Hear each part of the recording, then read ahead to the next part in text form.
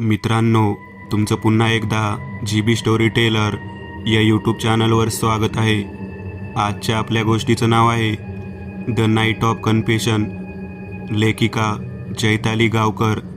पण गोष्ट सुरू करण्याआधी जर कोणी या चॅनलवर पहिल्यांदाच आलेले असाल तर त्यांनी या चॅनलला सबस्क्राईब करायला विसरू नका. चला तर मग अजिबात वेळ न घालवता गोष्टीला सुरुवात करूया.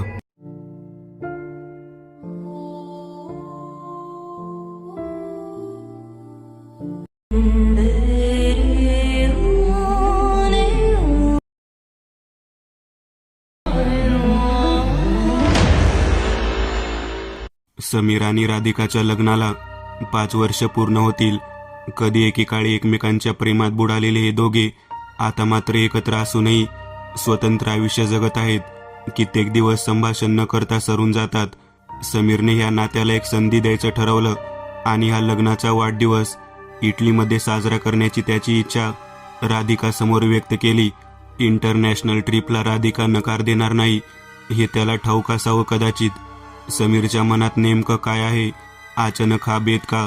त्याला खरंच पश्चाताप होतोय. राधिकाला बरेच प्रश्न पडले, पण मनातच प्रश्न ठेवून उत्तर रचण्यापेक्षा त्यालाच विचारावं. राधिकाने कॉफीचा मग खाली ठेवत निश्वास सोडला आणि विचारलं, समीर, हा ट्रिपचा बेत अचानक का? समीरने लॅपटॉप बाजूला ठेवला आणि राधिकाकडे पाहिलं. का म्हणजे आपल्यासाठी, हे नातं पुन्हा नव्याने सुरू करण्यासाठी. राधिका, मला माहीत आहे माझं आपल्या घराकडे तुझ्याकडे दुर्लक्ष झालं. कित्येक महिने मी मनमोकळेपणाने बोललो नाहीये. मला एक संधी दे. राधिकाच्या चेहऱ्यावरील गंभीर भाव समीरच्या उत्तराने अजूनच गडद झाले. ती विचार करू लागली, याला काय मी मूर्ख वाटते? मला त्याच्या आणि मेघनाच्या नात्याबद्दल काहीच माहीत नाही असं वाटतं का याला? राधिका, राधिका, काहीतरी बोल. अशी एकटक का बघते माझ्याकडे? समीरच्या आवाजाने राधिका भानावर आली. ठीक आहे, तू प्रयत्न करतो आहेस तर मी आडकाठी करू इच्छित नाही, पण तुझ्या अपेक्षेप्रमाणे गोष्टी घडतीलच याची शाश्वती मी नाही देऊ शकत. I hope you understand. Radhika उठली. समीरकडे पाहून स्मित हास्य केलं आणि पुन्हा स्वतःत गुंतली. ती रात्र राधिका नीट झोपली नाही. फार भयंकर नकारात्मक विचार तिच्या मनात घर करू लागले. एका क्षणासाठी तिने हाही विचार केला की समीर तिच्या खुनाचा कट रचतोय. ती फार अस्थिर आणि अस्वस्थ झाली. 1 वर्षापूर्वी घडलेल्या विक्षिप्त घटना आजही तिच्या डोळ्यांसमोर स्पष्ट दिसत होत्या. त्या रात्री भयानक वादळ आलं होतं. वारा घोंगावत होता. विजा कडाडत होत्या. मुंबई अर्धी पाण्यात बुडाली होती. घरात वीज नसल्याने तो काळ अजूनच भयावह वाटत होता. राधिका समीरची वाट पाहत हॉलमध्ये येरझाऱ्या घालत होती.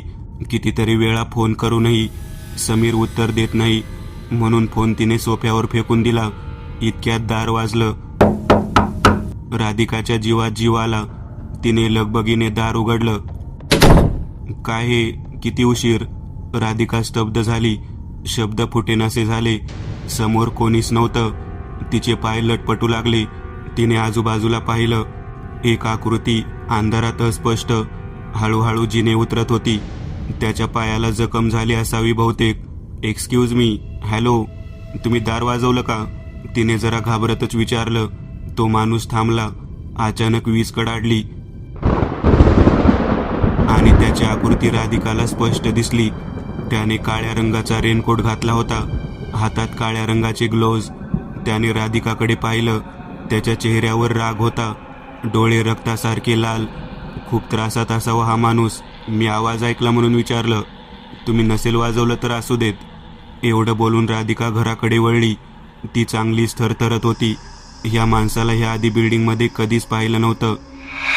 मीच वाजवलं दार. ते पत्र तुमच्यासाठी आहे. एवढं बोलून तो माणूस निघून गेला. राधिकाच्या पायाखाली एक पत्र होतं. तिने ते उचललं. पटकन दार लावून घेतलं. ती मोबाईल शोधू लागली. तिने फ्लॅशलाईटच्या प्रकाशात ते इन्व्हॉल्व उघडलं. त्यात पत्रासोबत समीर आणि मेघना यांचे खाजगी फोटो होते. राधिकासाठी हा धक्का खूप मोठा होता. तिच्या पायाखालची जमीन सरकली. समीरला पुन्हा कॉल करू लागली. खूप रडली. पावसाच्या आवाजात तिच्या रडण्याचा आवाज सामावून गेला. तिचा शॉक कानावर झाला होता. समीरचा कॉल आला. राधिका, मी ऑफिसमध्ये अडकलो आहे. सॉरी, मी फोन नाही केला आधी. तू काळजी घे. दार खिडकी व्यवस्थित बंद कर. मी पुन्हा फोन करेन. राधिकाला समीरची काळजी वाटणं केव्हाच बंद झालं होतं. तिने फोन ठेवला. पावसाचा जोर आता कमी झाला होता. वीज पुरवठा पूर्ववत झाला. आभाळ मोकळं होऊ लागलं आणि राधिकाचे विचारही. तिने काहीतरी मनाशी ठरवलं. त्या दिवसापासून ते आजपर्यंत त्यांचं नातं रोज थोडं थोडं कोरडं होत गेलं. राधिकाच्या डोळ्यात पाणी आलं. तिने फार हिमतीने हा स्वतंत्र प्रवास सुरू केला होता. समीरला जाब विचारला नाही, त्रागा केला नाही, फक्त अंतर निर्माण केलं. कधीही न कमी करता येणारं अंतर. पण आजच्या समीरच्या वागण्याने अंतर कमी होण्याची पहिली पायरी गाठली. ह्याने जर चूक कबूल करून माफी मागितली तर मी ह्याला माफ करू शकेन. सोपं आहे का इतकं? माझेच विचार मला संभ्रमित करतायत. कधी वाटतं की माफी मागेल, तर कधी वाटतं डिवोर्स मागेल आणि त्याहूनही वाईट मला संपवेल. मी या ट्रिपला हो बोलून चूक तर नाही केली. आता हा माणूस आधीसारखा राहिलेला नाही. मला ह्याचा अंदाजच घेता येत नाहीये. कन्व्हर्जेशन इज अ की ऑफ अंडरस्टँडिंग. विचार करता करता पाठ कधी झाली कळलंच नाही. रोजचा दिनक्रम सुरू झाला. ती जुनी शांतता. कोणी कुणाशी बोललं नाही. दोघे आपापल्या कामाला निघून गेले. ऑफिसमध्ये असताना राधिकाला समीरचा मेसेज आला. तिकीट बुक केले आहेत आणि हॉटेलसुद्धा तुला पसंत पडेल असं शोधलं आहे मी. पॅकिंगला सुरुवात कर. 2 दिवसात निघणार आहोत आपण. राधिकाने मेसेज वाचला. ओके बोलून फोन शेजारी ठेवून दिला. तिने सामान भरायला सुरुवात केली. जुन्या सुंदर आठवणी मनात घर करू लागल्या. पॉझिटिव्ह विचार करण्यात काय हरकत आहे? एवढे दिवस मनावर ओझं होतं. आता जाऊन सगळं नीट होईल. माणसाचं मन किती मूर्ख असतं. स्वप्न दाखवताना अगदी स्वर्गात नेऊन ठेवतं आणि वास्तव जमिनीवर आणते. असे नाना प्रकारचे विचार करत इटलीला जायची तयारी झाली. समीर आणि राधिका घरातून बाहेर पडले. समीरने ओला बुक केली होती. समीरला एक वेगळी सवय होती. सामान तो कधीच गाडीच्या डिक्कीत ठेवत नसे. सामान गाडीच्या टपावर आणि फ्रंट सीटवर ठेवून तो गाडीत बसला. आपली गाडी कुठे? तू ओला का बुक केली? 10 दिवसात येणार आहोत आपण. राधिकाने गाडीत बसत विचारलं. मी हेमंतला दिली वापरायला. तो महाबळेश्वरला जाणार होता. त्याने मागितली होती. Don't worry, he will take good care of car. समीरने रोमॅन्टिक गाणी सुरू केली. राधिका डोळे मिटून बसली. फ्लाईट इटलीमध्ये उतरलं. दोघांच्या चेहऱ्यावर नवीन उमेद होती. अतिशय आलिशान हॉटेलमध्ये बुकिंग केलं होतं समीरने. राधिका कितीतरी दिवसांनी आनंदी दिसत होती. ती हसताना किती सुंदर दिसते हे समीरला आज पुन्हा जाणवलं. दोघे रूममध्ये सेटल झाले. रात्री स्पेशल वाईन आणि डिनरचा प्लॅन केला होता. राधिकाने गडद निळ्या रंगाचा गाऊन घातला होता. कानात डायमंड इयरिंग, लाल लिपस्टिक. अतिशय मनमोहक. हृदयाचा ठोका चुकेल अशी दिसत होती. समीर पाहतच राहिला. रूममध्ये डीम लाईट होती. डिनर टेबलवर कॅन्डल्स आणि रेड वाईन. राधिकाचा हात पकडत तिला टेबलपर्यंत आणलं. तिची खुर्ची खेचून तिला बसवलं आणि तो समोर जाऊन बसला. आपल्या आयुष्याची नवीन सुरुवात करण्यासाठी जुनं सगळं संपवायला हवं. आज मी तुझ्यासमोर सगळं कॉन्फेस करणार आहे. तू ऐक आणि मग जो काही तुझा निर्णय असेल तो मी मान्य करेल. समीर राधिकाचा हात हातात घेत म्हणाला. राधिकाने मान हलवून संमती दिली. गोष्ट 1 वर्षापूर्वीची आहे. मी ऑफिसमध्ये रात्री उशिरापर्यंत काम करायचो. तेव्हा माझी ओळख मेघनाशी झाली. हळूहळू आमची मैत्री एक नवीन रूप घेऊ लागली आणि मला मेघना आवडायला लागली. आमचं अफेअर सुरू झालं. मी तुला हे सगळं तेव्हा सांगणार होतो, पण हिंमत झाली नाही. मेघना सुद्धा तयार नव्हती हे नातं सगळ्यांसमोर स्वीकारायला. मला तुला त्रास द्यायचा नव्हता, पण त्रास दिलासच तू, कळत न कळत. बाय द वे, मेघना जर तयार झाली असती नातं सगळ्यांसमोर स्वीकारायला, तर तू मला डिवोर्स देणार होतास का? राधिकाने अगदी शांतपणे विचारलं आणि वाईनचा एक घोट घेतला. खरं सांगायचं तर मी इतका गुंतलो होतो तिच्यात की कदाचित, पण तसं घडलं नाही. कारण आपल्या नशिबात वेगळं होणं लिहिलं नाहीये. ती अचानक गायब झाली, कुठेतरी निघून गेली. मी प्रयत्न केला खूप शोधण्याचा, पण ती नाही सापडली. मग कालांतराने मला माझी चूक उमगली आणि मी ठरवलं हे नातं पुन्हा नव्याने सुरू करायचं. म्हणजे जर ती सोडून गेली नसती तर तू मला सोडून गेला असतास. वाईट वाटलं ऐकून की हे नातं एवढं कमकुवत निघालं. तुला तुझी चूक लक्षात आली की आता मेघना नाही म्हणून हे सावरण्याचा प्रयत्न आहे हा. राधिका थंडपणे वाईन पीत बोलत होती. हिला धक्का का बसला नाही? ही इतकी थंड कशी? हिचं असं रिॲक्शन मी एक्सपेक्ट केलं नव्हतं. हिला हे सगळं आधीच माहीत होतं की हिचं सुद्धा अफेअर आहे. समीर विचारात पडला. ती परत आली मग? राधिकाने विचारलं. नाही, आता पुन्हा मी ती चूक करणार नाही. मला खरंच पश्चाताप होतोय राधिका. मी तेव्हा भरकटलो. राधिकाला समीरच्या माफीत खरेपणा शोधूनही सापडत नव्हता. तू आपल्या जॉईंट अकाउंटमधून 30 लाख रुपये गेल्या वर्षी वापरलेस, ते हिच्यासाठीच का? राधिकाचा हा प्रश्न अनपेक्षित होता. हो, तिच्या वाढदिवसाला मी डायमंड सेट दिला होता आणि एक सेकंड हँड गाडीसुद्धा. ती एकटी कमावती घरी आणि ती खूप अडचणीत होती.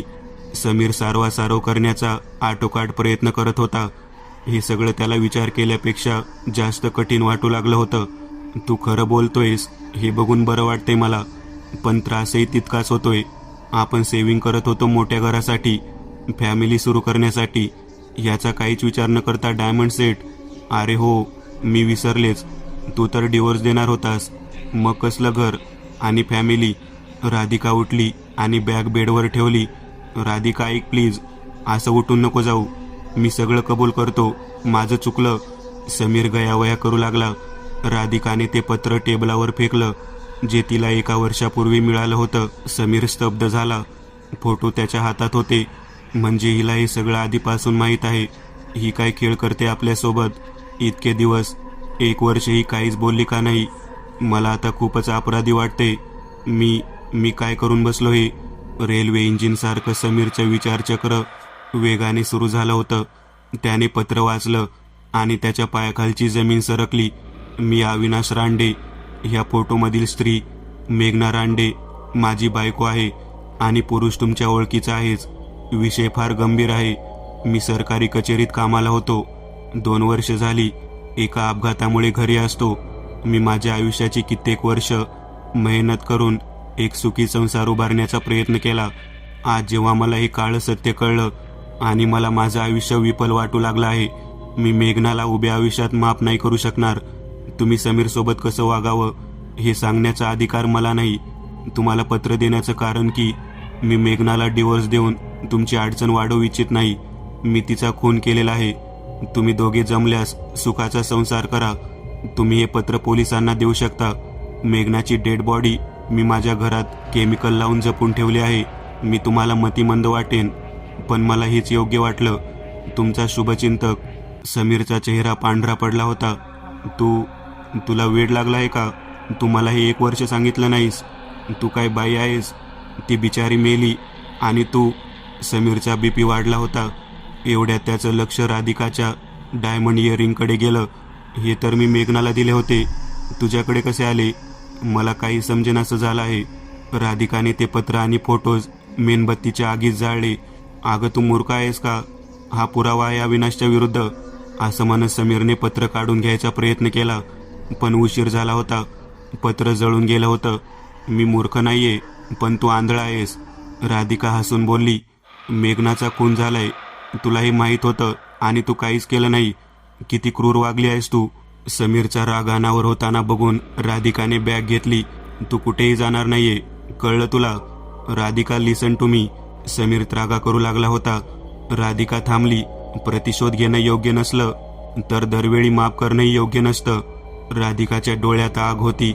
समीर शांत उभा राहिला. राधिकाने बॅग घेतली आणि हॉटेल सोडलं.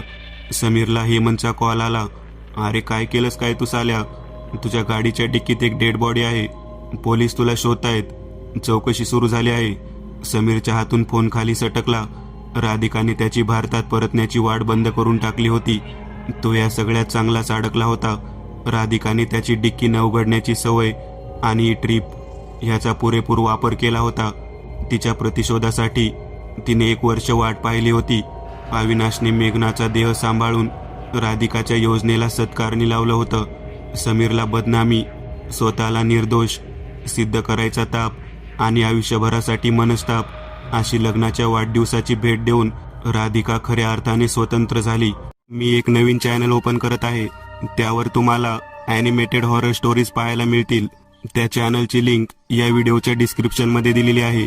चॅनलला सबस्क्राईब करायला विसरू नका. मित्रांनो, आज पुरतं एवढंच. तुम्हाला जर काही गोष्ट आवडली असेल तर नक्की लाईक करा. तुमच्यापैकी बरेचसे जण व्हिडिओ लाईक न करताच पळून जातात, पण हा जर व्हिडिओ तुम्ही लाईक केला तर मला जरा बरं वाटेल आणि असेच भारी भारी व्हिडिओ बनवायची माझ्यात एनर्जी येईल. त्यामुळे नक्की लाईक करा आणि अजूनही कोणी या चॅनलला सबस्क्राईब केलेलं नसाल तर लगेच सबस्क्राईब करून टाका आणि बाजूची घंटी ती मात्र दाबायला विसरू नका. देवाची घंटी आहे ती. चला तर मग पुन्हा भेटूया अशीच एक आगळी वेगळी गोष्ट घेऊन पुढच्या भागात.